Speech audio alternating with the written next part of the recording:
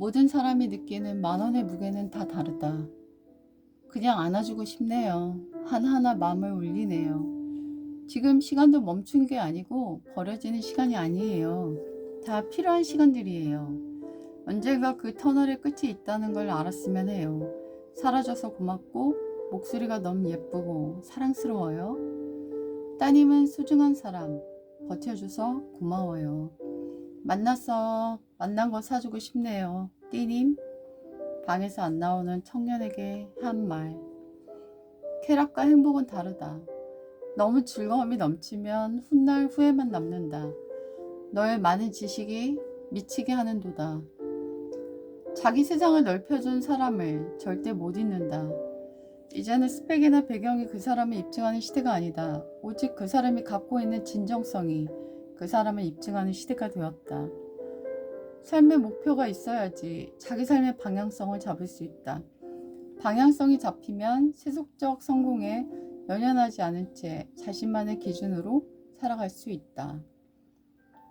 셀카 속 필터를 강하게 쓴 탓인지 승모는 꼭 다른 사람처럼 보였다. 이 정도면 사기 아니야? 역시 SNS는 믿을 게 못 돼. 엄마처럼 부러워하는 사람 때문에 사람들이 SNS를 하는 거야. 얘는 내가 언제 부러워했다고 그래? 과장이 좀 많이 됐단 말이지. 아빠는 원래 대기업을 다녔다. 그런데 아빠는 내부 고발이라는 것을 했다. 아빠 회사 내 부서와 하청업체 사이에 일어나고 있는 비리를 고발한 것이었다. 그로 인해 아빠는 징계를 받았고 따돌림을 당하다 결국 회사를 그만두었다. 2년 전 공항에 취직하기 전까지 아빠는 여러 직업을 가졌다. 택배기사, 대리운전, 친척이 운전, 학원차 운전, 집안 살림을 하며 자격증 공부를 한 적도 있으셨다. 엄마는 말없이 운전만 했다. 차 안에 흐르는 재즈 때문에 가라앉는 기분이었다. 하지만 엄마의 기분을 달래주고 있을 테니 내 마음대로 음악을 바꿀 수는 없었다. 집안이라면 피하면 되지만 여기는 달리는 차 안이어서 그럴 수가 없었다. 그냥 회사는 다니지. 그런 걸 왜 했어? 너도 아빠가 비리를 눈 감고 그냥 회사를 다녔으면 좋았겠어? 아빠가 그런 사람이면 좋겠어? 아빠가 나를 보자 나는 아빠의 눈길을 피했다. 할아버지의 말을 들을 때는 아버지가 그냥 다니지 하는 마음이었는데 아빠 말을 듣자 선뜻 그렇다는 대답이 나오지를 못했다. 아빠는 대기업이라는 말이 좀 그렇다. 대기업이라서 아빠 행동을 더 용기 있게 봐주거나 더 아까워하는 게 싫어. 만약 회사가 작았다면 내가 하는 일의 가치와 의미가 달라지는 건가?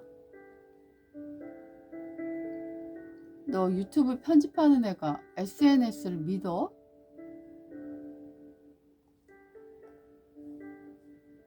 현실과 편집된 세계 사이에는 누더기 차림의 신데렐라와 마법으로 화려하게 변신한 신데렐라의 차이만큼이나 거리가 있었다. 저는 사람의 마음의 문고리는 안에 있어서 밖에서 부수고 들어갈 수 없고 안에 있는 사람을 열어줄 때까지 기다리자는 주의긴 해요. 예상치 않은 변화가 기회가 될 수도 있다. 공부 시간의 밀도는 절실함에서 나오는 것이다. 입출 청소를 하며 무릎으로 바닥을 기고 있을 때에도 언젠가 나는 우뚝 서겠다. 임정열 기술사. 빵은 고지혈증과 고혈압, 당뇨 3가지를 올린다. Bread raise 3 things. Hyperlipidemia, high blood pressure, and diabetes. 나는 성공한 사람보다는 영적인 사람이 되고 싶다. 나는 돈을 많이 버는 사람보다는 기도를 많이 하는 사람이 되고 싶다. 자살공화국 대한민국에서 살아남을 길은 자신의 생각을 깨끗하게 지키는 것밖에는 없다. 방패 같은 부모가 없어도 내 스스로 단단하고 견고한 방패가 되면 된다. 괴롭고 힘들 때 감사하는 건 누구나 할 수 있는 건 아니다. 정말 힘들고 어려워 쓰러질 것 같아도 감사하는 자가 되라. 아프면 인간은 순결해진다. 오직 하나님 생각밖에는 안 된다. 건강하면 딴 생각이 든다. 욕망이 꿈틀거리고 아프고 순결해지느냐? 건강하고 부패하느냐? 침묵을 배워. 관계에도 십자가는 필요하다. 나를 취약하게 하는 것을 멀리하라. 질병의 치유의 맛은 느끼는 기호가 바뀌는 과정이다. 빵, 과자, 아이스크림은 절대 먹어서는 안 된다. 현대인에 만연된 모든 질병의 원인은 자신에게 있다. 대화는 내가 손해를 봐야 이기는 게임이다. 하나님은 내가 모든 것과 함께 하시고 모든 문제와 고통으로부터 나를 건지소서. 하나님이 나의 모든 기로를 들어주셨다. 세상은 고난 당하는 자들로 인해 전진해 간다. 톨스토이. 누리는 삶이 아니라 기여하는 삶이라며 꼭 필요한 돈과 사람을 보내주신다. 물건이 적어지면 돈이나 물질적인 것보다는 더 의미있고 중요한 것에 대한 관심과 마음이 많아진다는 것이 적은 물건을 갖고 사는 가장 큰 장점이 아닌가 싶다. 껍데기의 아름다움을 만들기 위해서 오늘의 모든 것을 소진하지 말자. 내면에 가치 있는 것들을 쌓아가기 위해 우리 귀한 것을 사용하자. 나에게 꿈이 있다고 묻는다면 그런 게 없다. 그냥 아프지 말고 누울 자리 있고 굶지 않으면 족하다. 그것뿐이다. 어차피 인생은 내가 의도한 대로 흘러가지 않는다. 그리고 그렇게 흘러가지 않는 것이 결코 나쁜 것도 아니다. 빨리 가면 주변의 소중한 것들을 볼 수가 없다. 천천히 자기 속도로 뛰며 작은 일의 우주적 기쁨을 누리며 사는 사람이 승리자가 아닐까? 어제도 힘들어하는 이웃의 글을 읽고선 그 마음의 위로가 될 글을 바로 찾아 올려드렸다. 돈이 없어 기부를 못할 땐 친절이라도 난임할 수 있어 기뻤다. 난 수업 때 아이들을 항상 칭찬한다. 그 일종의 내 상처에 대한 역반응이다. 칭찬을 못 받고 자란 내 슬픔에 대한 반응이 그렇게 한다. 아이들은 얼굴이 피어난다. 꽃 같지 않은 아이들은 하나도 없다. 전부 예쁘고 사랑스러운 꽃동산이다. 기적은 철저히 계산돼 있었고 도전한 그가 그 기적을 잡는 것이다. 우린 기적은 남들의 얘기라고 치부한다.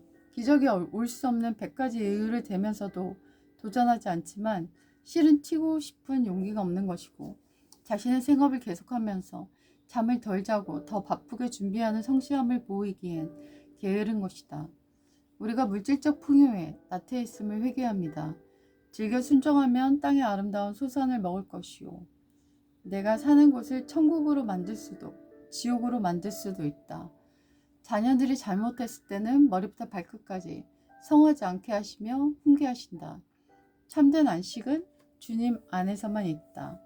난 촌스럽고 순수한 것이 좋다. 하나님이 내 삶의 주인이신 정권 교체가 있어야 한다. 인생이 한 번쯤은 누구나 자기가 하고 싶은 걸 했으면 좋겠다. 예전에 회화학원에서 외국인 쌤에게 아내들 여자가 무슨 일을 하면 좋겠냐고 누군가 질문했다. 그녀가 원하는 걸 했으면 좋겠어요.